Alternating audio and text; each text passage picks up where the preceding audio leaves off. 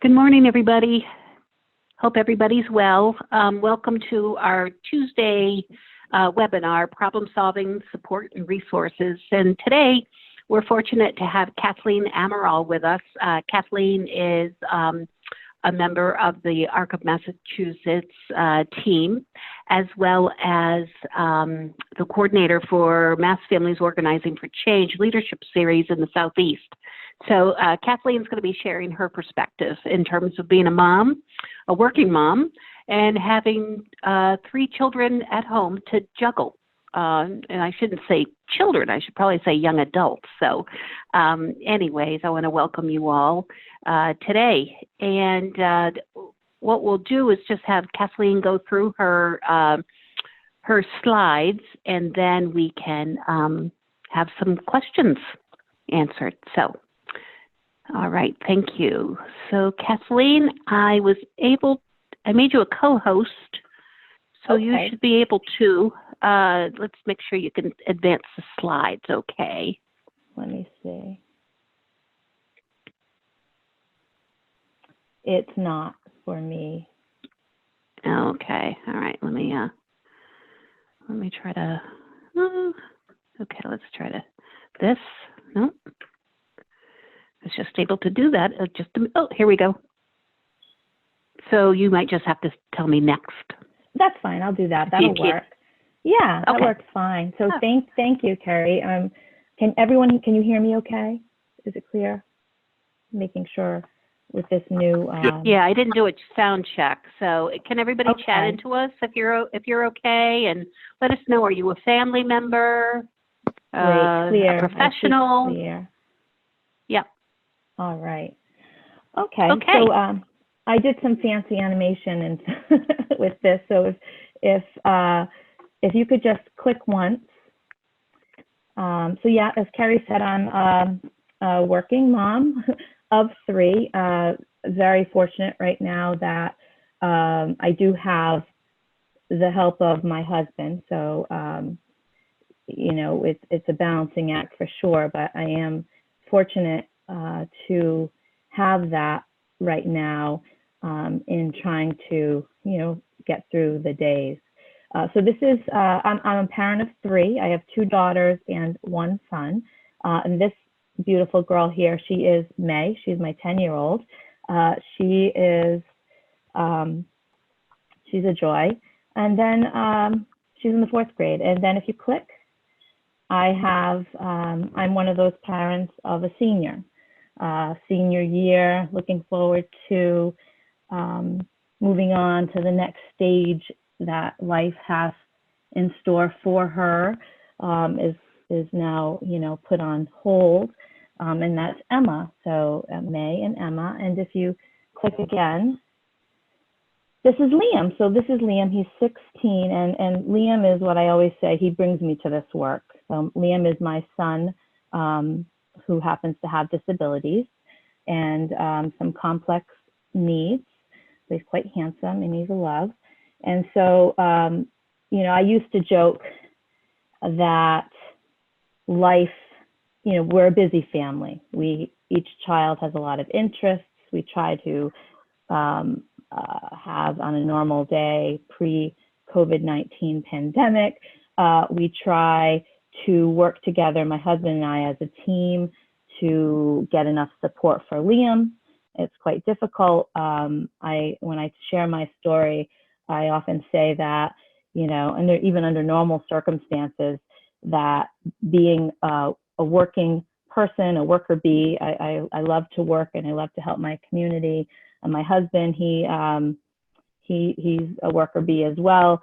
That, you know, it's like, let's be real, it's like holding it together with a safety pin, right? I mean, everything is would barely get through the days under normal circumstances, and it really takes a village. So I say that, and it takes on new meaning now. And if you click one more time, it's just a picture of my family pre-COVID. There we are, enjoying fitting in a basketball game, and you know, and enjoying our time as a family, you know, during the regular time. So if you click Now, click to the next slide and click one more time. So this was day one. This was my family day one. Liam got up, says, school's canceled. We're refreshed. We think we can do this. We don't really know what's in store. And Liam wants to go to school. Not quite sure why the bus isn't coming.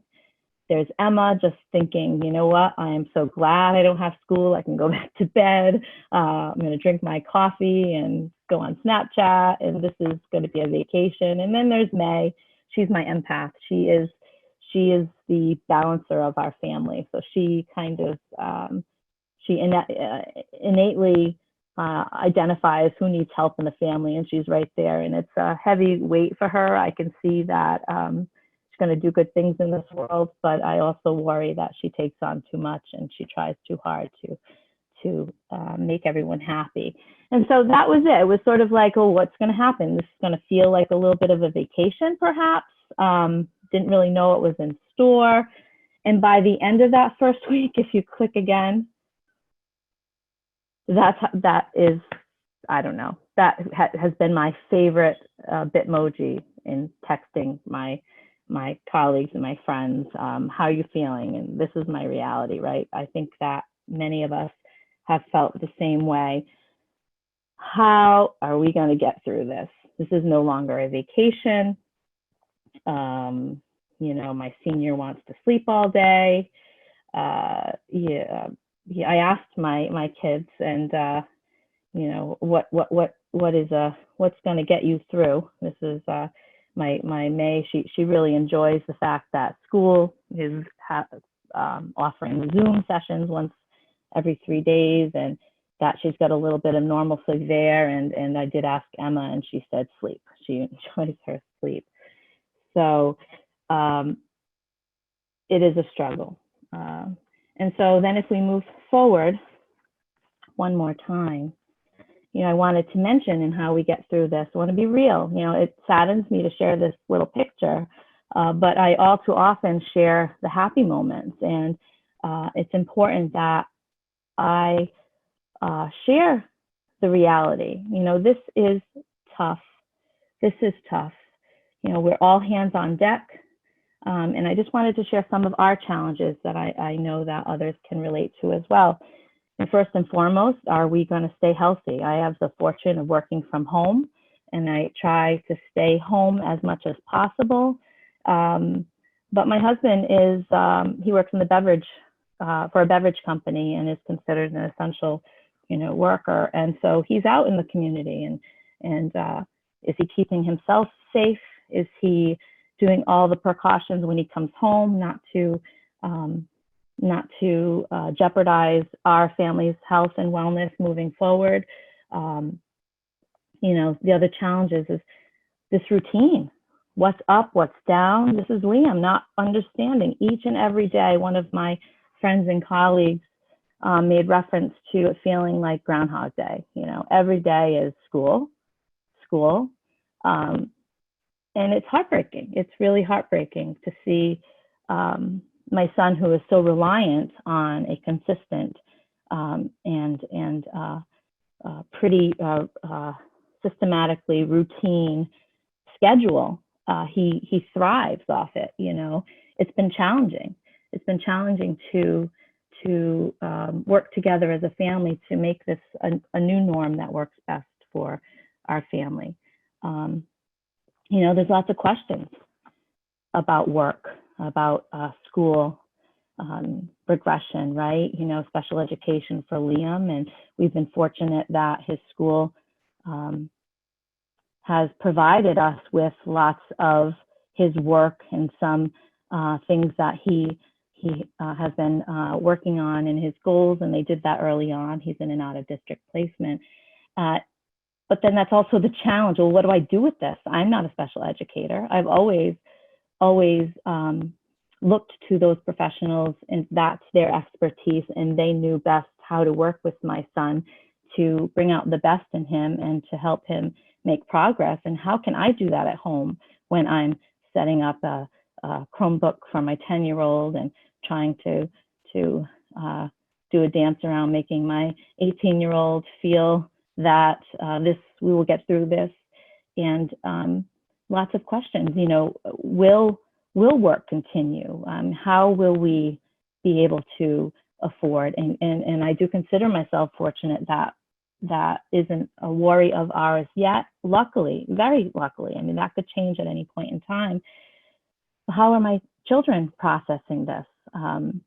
You know, to be honest, you know, my oldest, you know, at first didn't really recognize the severity of this, and really how to, you know, watching social media and some of the silliness of some of the young folks, not thinking that they would be get sick at this time, that it took a while for her to realize that this is serious, and your brother has a compromised immune system. It's part of his disability, and it's really difficult for us to make sure under normal circumstances that he remains healthy. And so balancing that, not accusatory, but trying to help her understand that we're here for her, and that's a work in progress. And so, yeah, it's been tough. But I always look at things where, you know, wherever there are challenges, there are opportunities. And so I thought that I would also share with you some of the ways in which we, as a family, work together, not just me, to figure out what works best and how do we get through these days, right? And you know, I've listed some things here, and it's not, and it's I could add to this list a lot of things, but to the basics, it's creating a routine that works for your family. So, I mean, it's important that when you're working, and all of work for me has been, you know, via email and via Zoom meetings. Thank goodness for Zoom, where you don't have to put your video on, or you can mute yourself if there's noise in the background. But some of the strategies that have worked for my family, and again, I feel lucky that I'm able to have this as something that works for us, is my husband's work day is shifted, and so is mine. And so a routine that works for our family is, while I may have meetings during the day, and while I may find the best times and the best spaces in my house to hide away, to be part of those meetings, and to work on, you know, writing things or editing things, and whatever my role entails, that, you know, I do have a son who doesn't understand and can't always wait and needs one-to-one care. So my husband will, in the morning, we've created this routine, and it's happening currently right now, in that he'll stay home a little later. So he might not start his day until 11:30 or 12, and often goes in the yard with Liam and occupies Liam. He will, Tuesdays in our town, our transfer station, our dump is open. So they're actually on a dump run right now, so that I can participate in the Zoom. And so Liam now is looking forward to that. So we have less of the school, although he puts his clothes out. If you know anything about my son, you know he loves his clothes. And so he'll put his outfit out, usually just a shirt that he's identified to be something he wants to wear that next day. And so we have less of that happening, I've noticed, over the last week. You know, that first week I crashed and burned. The time was irrelevant. It still sort of is on days, I have to be honest, but less of him yearning for something that no longer is available to him, and more looking forward to running to the dump with Dad, or driving around town, and, you know, looking at the sites, or driving by the church and the school, and going for a walk around our park, you know, while maintaining the you know, the proper social distancing and all of those things. And Liam looks forward to this. another strategy that we've used and I found incredibly helpful is including some sense of normalcy here. I put some pictures of Liam with Brittany and Charlie. They are his bus drivers and his monitor for school. So on his iPad, he communicates through Prologue to Go. He also has stored photos of people and places that are important to him, foods that he likes, all of those sorts of things, so that he can make the best choices as possible. And allowing him to share that throughout the day, or providing him with that. So opening up his photo album, and so that we could start talking about his classmates and his teachers and the work that he's doing. School sent all of the work home, like I shared a little picture in the corner there, some of the work, the modified work that he completes during the day, and they've provided us with a schedule. And while that's all well and good, and that is fantastic, I am very lucky that my son's school was proactive and sent this to us right from the get-go, and they offered as much translation of how to work with these tools as possible. For me, it's,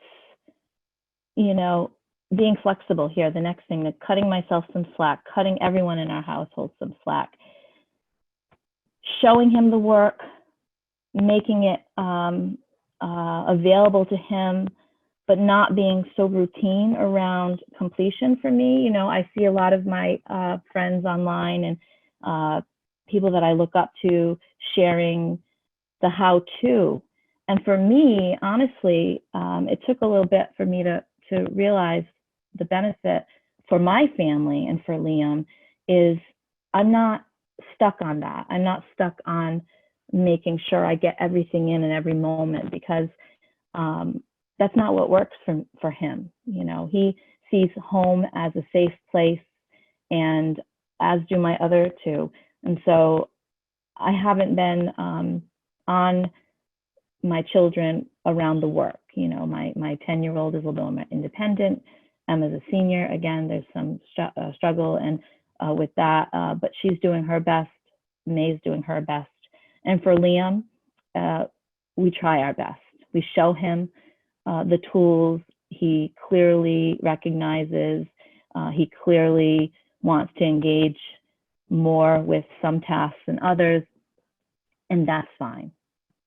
I don't want, and this took a little bit for me to get through, is that very important that I don't let my inability to make things perfect get in the way of me doing anything. So we have the tools, we use them when we can, and that's what works for us and for our family. So I cut myself some slack. Productivity, work productivity, keeping a household together, productivity. The ability to get things done is not going to look the same during this time. And that's hard for me. I like being able to say I'm going to do something and get it done when I'm supposed to get it done. But this new normal has made me realize that isn't possible. I can commit to work and I can commit to helping my family, but I have to allow myself to live the reality. It may not get done as soon as possible. Even compiling this PowerPoint, right, Kerry? I all intentions sitting in my outbox, ready to go early in the day, and that wasn't possible. It had to wait until some of the chaos of the day calmed, and that's okay. It's here, it's now, and that's okay, right? It's not a reflection. The inability to navigate this new normal, or inability to navigate this new normal, is not a reflection on the effort or the willingness to do my best, right? It's really important, and that's hard. and it's important for me to let go of the things I can't do. It's okay to say no. It's okay to streamline. And one of the other things is that it's prioritizing. So for us, prioritizing what works best for us in my family is what we have to do. So if I am working now, so my husband leaves a little later, he gets home a little later, or he tries to do as little out as possible. He'll come home as soon as he can, and all hands on deck. Once he's home, we roles reverse, and I'm a night owl anyway, but I know that I'll have some quiet time in the evening that I've used to connect with people.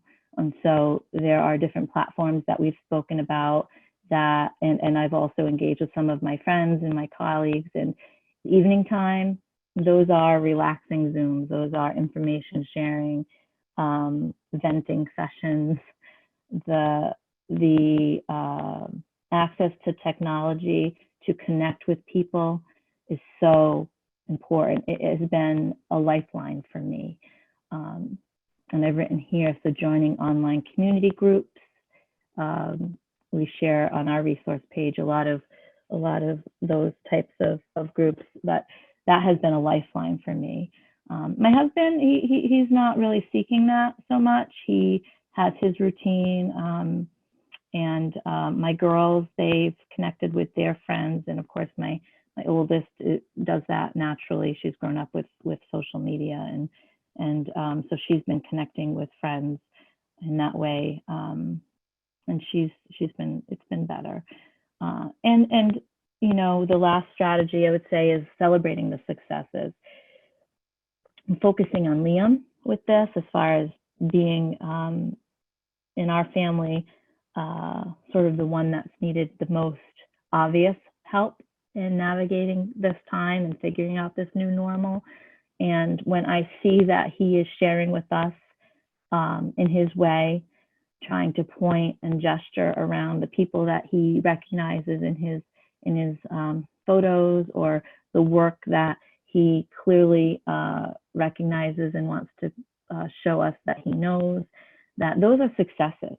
So if he logs into a Zoom that his school has also organized, and he just sits there and listens to the voices or looks at the pictures with his video off and his mute on, to me, that's a success.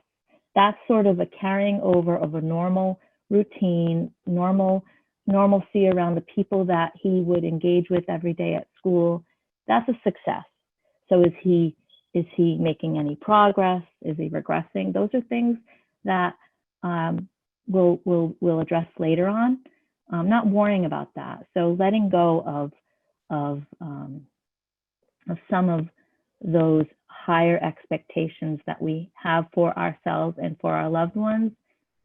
For our family, letting go of some of that has been incredibly helpful.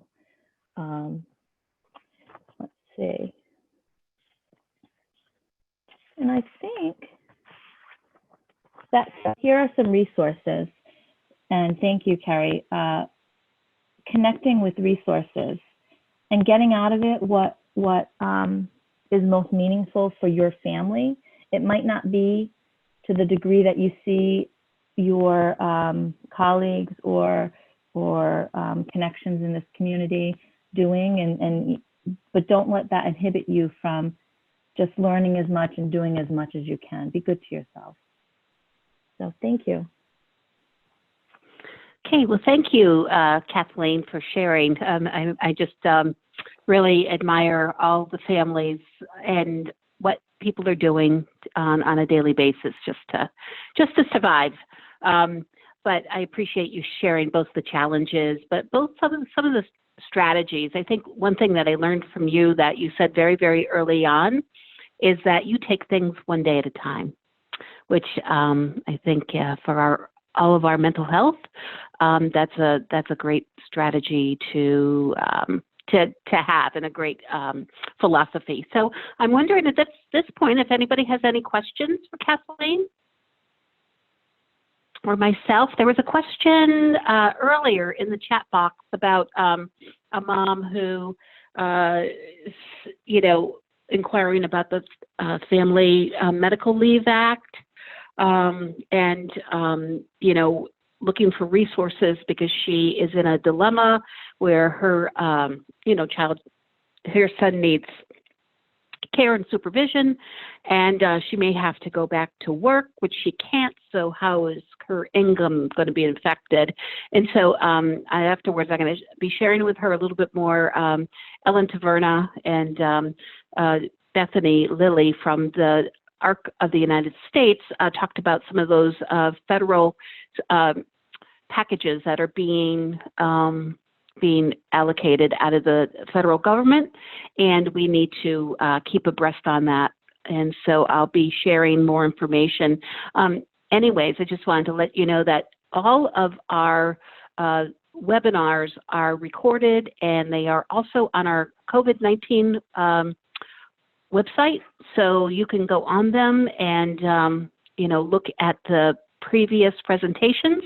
We typically have all the new sessions up on our YouTube channel about a week, the Monday of the following week. So Mondays, Leo does the updates. Today, doing a check-in with me.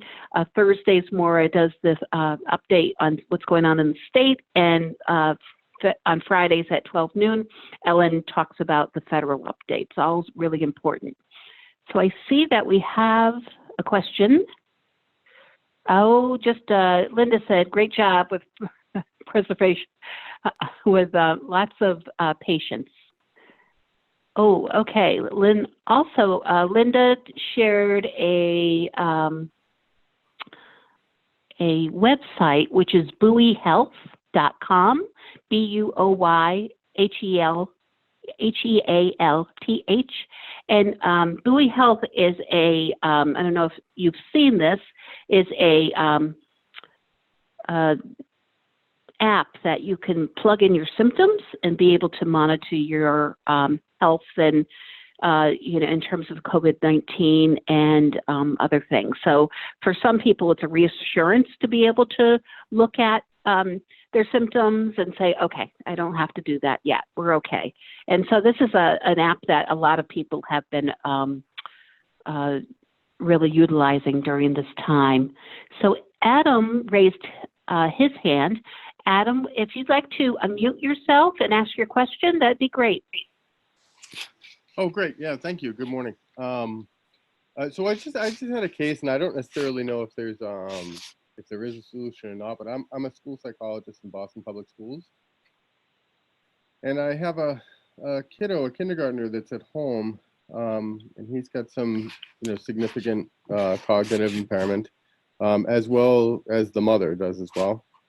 And so one challenge that we've had is we've been able to provide kind of, food and even technology resources for the parent to try and keep the student engaged in some of the activities, but they are living in a shelter, and their policy is that we're not allowed to go in and we can drop things off, but we haven't been able to really communicate with the parent about how to do some of those activities or demonstrate that. And I just didn't know if there were any kind of a solution, to kind of troubleshoot that, because I feel bad that in this situation, the student's really not engaged.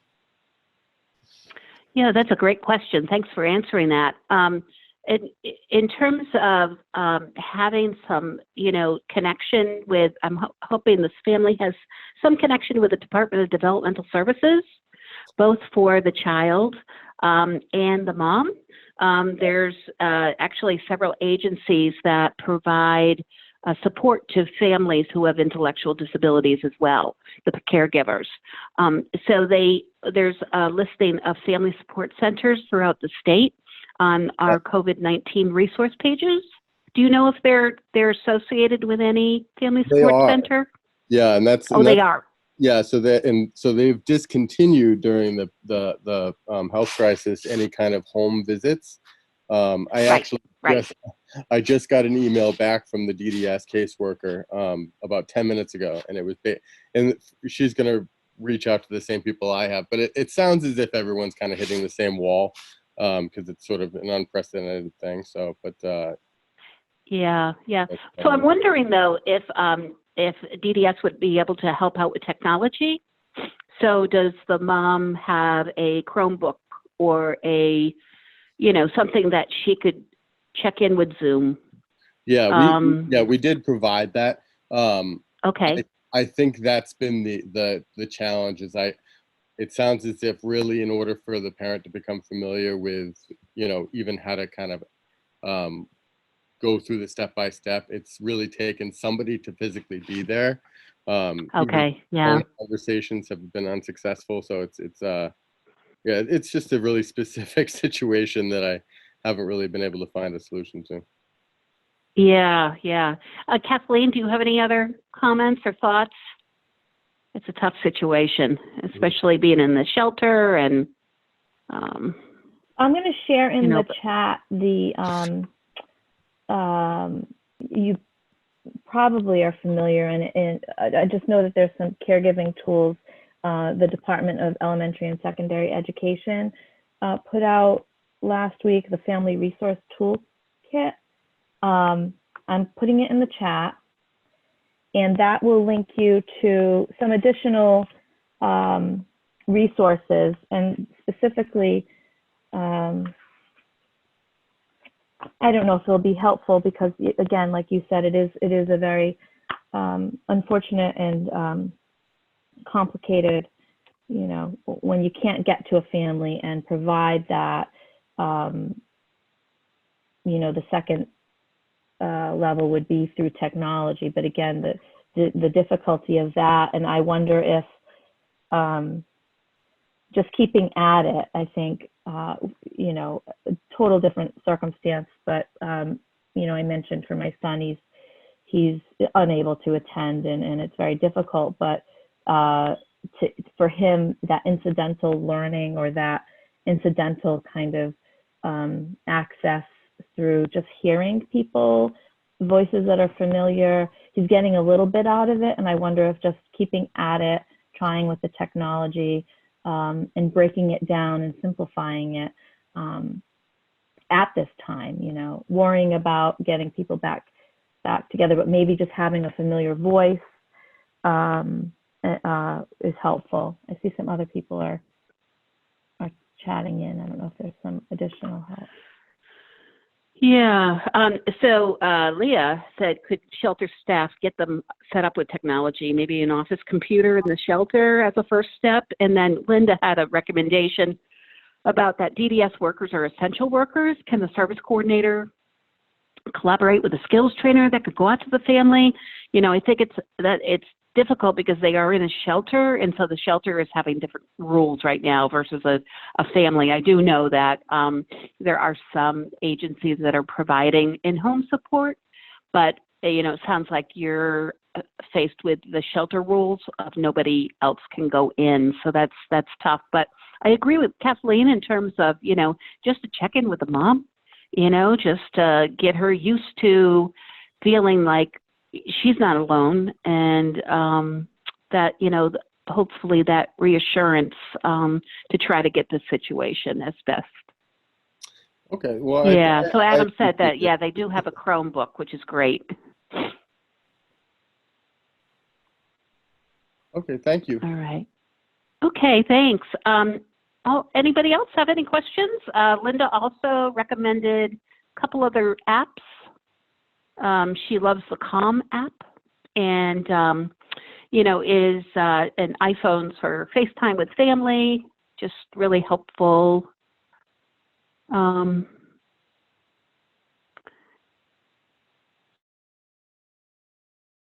of course, can they step outside to help triage a phone for FaceTiming? It's been a lifesaver for her family.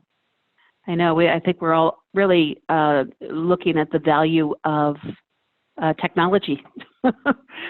So, Adam said again, the shelter has a policy that they cannot leave. So it's difficult because you're not only dealing with the mom and her challenges and her son and that sort of thing, but the policy of what's going on. And that's the same for so many places that have congregate care living situations. And, my hope and my prayer is that this is all just very short term in our lives. So, but thank you all for joining us today. This is sponsored by the ARC of Massachusetts. I think you all are familiar with the ARC and appreciate your support and helping the ARC stay strong and be able to continue advocacy and support. So after this recording, after this webinar, you are going to be rerouted to a brief 10-question survey, and appreciate it if you can fill it out. So it helps us in terms of what are people looking for and also the value of our webinars.